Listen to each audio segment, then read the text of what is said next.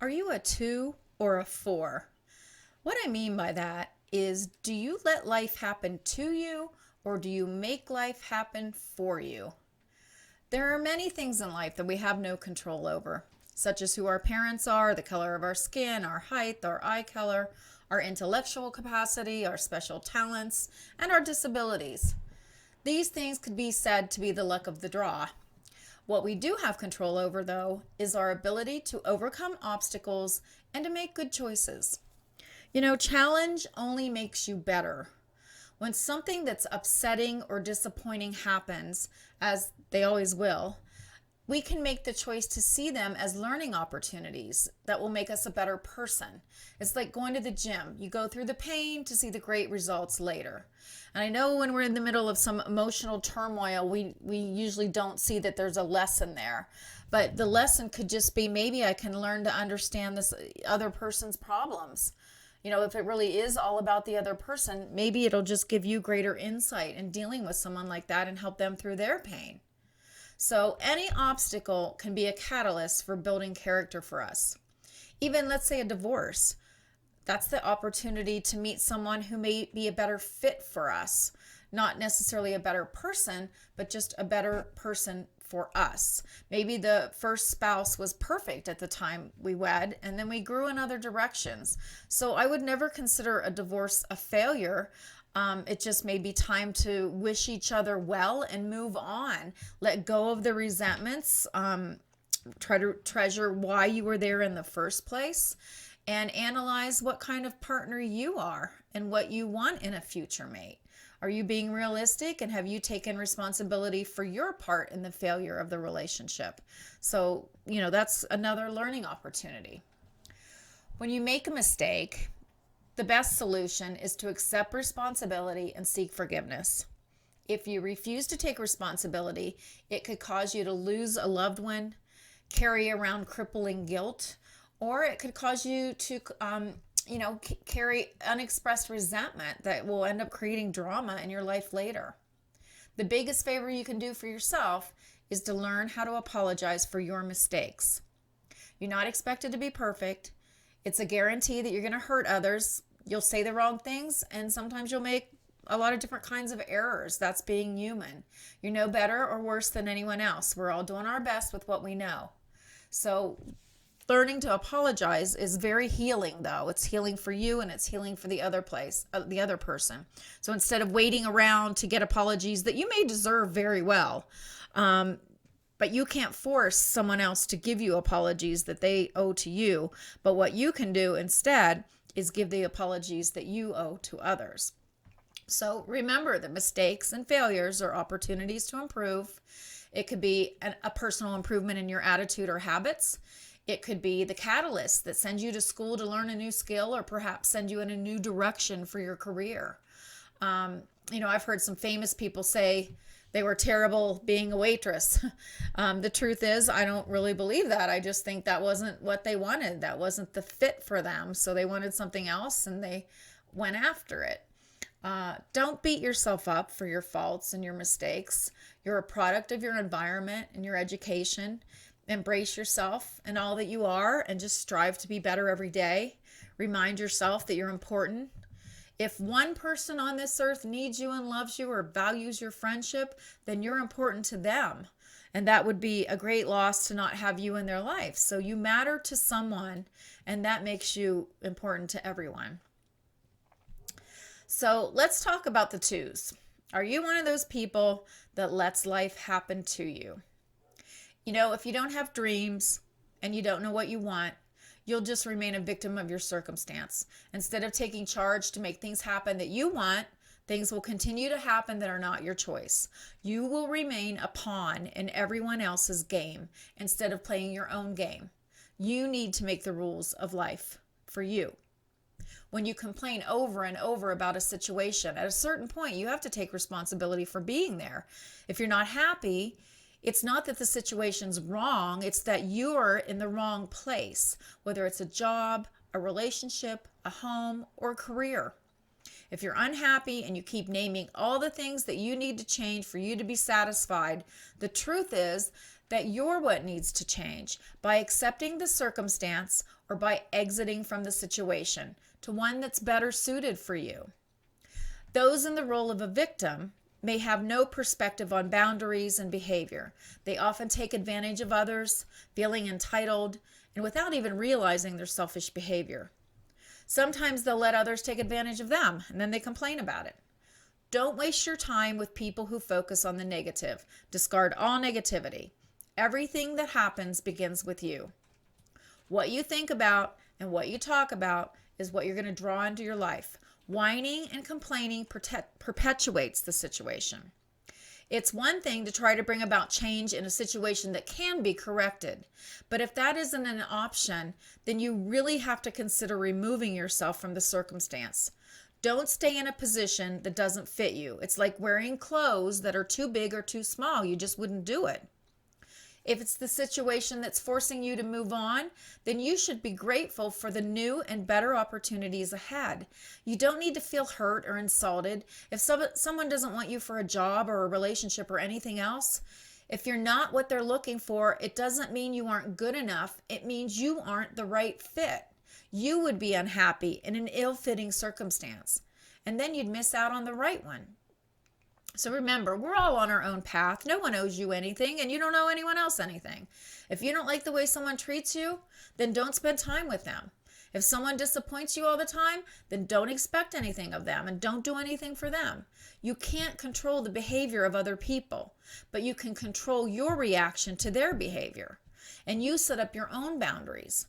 Others will learn from your actions quicker than from your nagging. So if you set up strict boundaries and you act accordingly, that's how you're going to people how to treat you. What others think of you shouldn't be an issue. They don't know the truth of your life, and it doesn't really matter. If you're living a life worried about impressing other people or what they think about you, you're living life for them. What others think of you, teach others, is not as important as what you think of yourself. And likewise, you have no right to judge others. You haven't lived their life, and even if you have, you're a different person with different tools and different coping skills. You may do better or you may do worse in the same situation. In the end, we're all doing our best with the tools and skills we have in our individual circumstance. Be proud that you're here and you're learning to do better. So if you're not a 2, then you must be a 4. And if you are a 2 or do have some of the qualities of a 2, let's concentrate on ways we can turn you into a 4. 4s make life happen for themselves. They take charge. They take the upper hand. First of all, never settle for less than what you deserve. The more you feel you deserve, the more you'll have. However, you have the obligation to live up to your full potential. You can't just expect to be entitled to have everything you want. You have to work for it.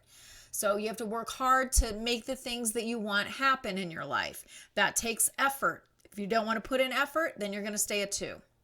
Remember that anytime you set your sights on a goal that isn't reached, even if you've done your best, you'll likely end up in a better situation because the universe always rewards action. So take some kind of action. Action is better than nothing.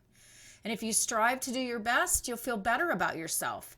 Your integrity influences your opinion of yourself, which is what really matters. So if you always do what's right and what's fair, you'll have self-respect and the respect of those in your life. That respect stamps your authenticity. Those who are handed large sums of money or who earn their money through dishonest actions are always going to create circumstances where they'll lose it. Or they will greedily hoard it, feeling miserable and unfulfilled without understanding why. Money is a way to keep score, but the points only count if they were earned fairly. How does it feel to win a game by cheating? Certainly not as good as winning a game fairly, using your talents and skills. Another lesson of life is that you cannot control the behavior of others, but you can control your own behavior and reactions. For example, habitual tardiness is self-centered, childish behavior that shows disrespect to the person who is waiting. You shouldn't allow anyone to treat you that way, and you certainly shouldn't treat others that way. If you're dealing with someone who's always tardy, make it clear how long you wait and then leave after that time has passed. You are teaching them how to treat you and setting up boundaries. Acts of self-importance are signs of an overinflated ego. These types of people often surround themselves with fans who worship them rather than equals who will challenge them to become their best. It's better to stay away from these kinds of people as they'll stunt your growth. They have to always be on top, which leaves you somewhere below. People who surround themselves with others who always agree with them are not living an authentic life. Those who hold powerful positions often set themselves up in a world of employees, colleagues, and friends who always tell them they're right for fear of being dumped or renounced. Wealth and power cannot protect you from the truth, and truth is the path to an authentic life. If friends are afraid to disagree with you, then you've created an existence that seems tranquil on the surface, but the truth lies beneath, and you'll feel anxiety over it. We all know when we're being lied to, and it's not a good feeling. You'll never have peace until you've learned to hear others' opinions without punishing them for it. You may disagree with them, but rejecting them for their own opinions will only cause them to lie to you, and you'll never really hear the truth. Their opinions won't change, but they'll mislead you to believe so. A more rewarding and productive approach would be to persuade them of your opinion using reasoning rather than threats and power. Perhaps you could consider that their opinion is actually good advice. You know, Michael Jackson's a great example of this. It's been said that anyone who disagreed with him would be dismissed. For fear of ostracism or their loss of income, his staff gave in to his every wish, and we all saw how his life ended.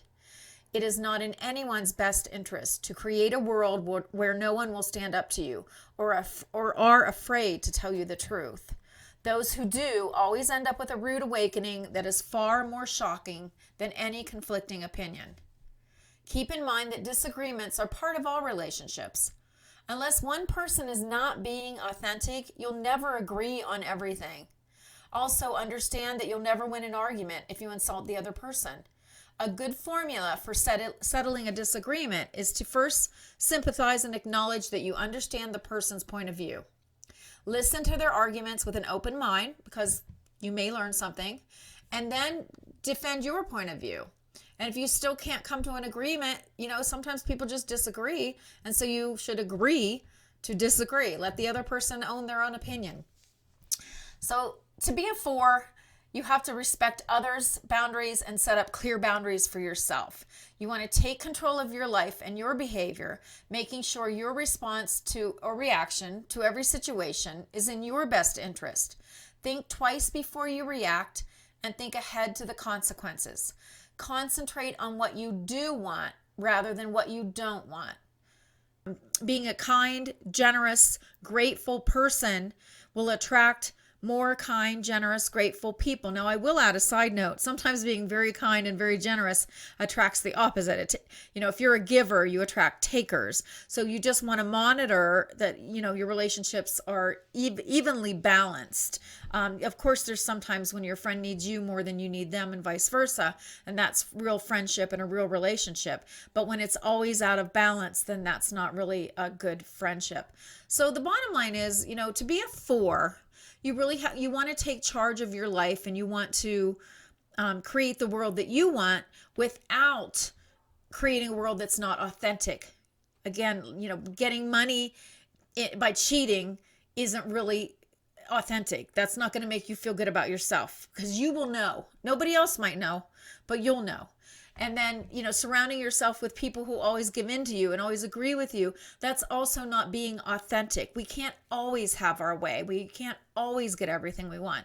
But learning to compromise and make someone else happy is also a really good feeling. And that creates, that turns you into a winner rather than a pawn in everybody else's game. So it takes a different way of thinking, if that's not already your way of thinking, but really start paying attention to what you give and what you get back and how you treat other people.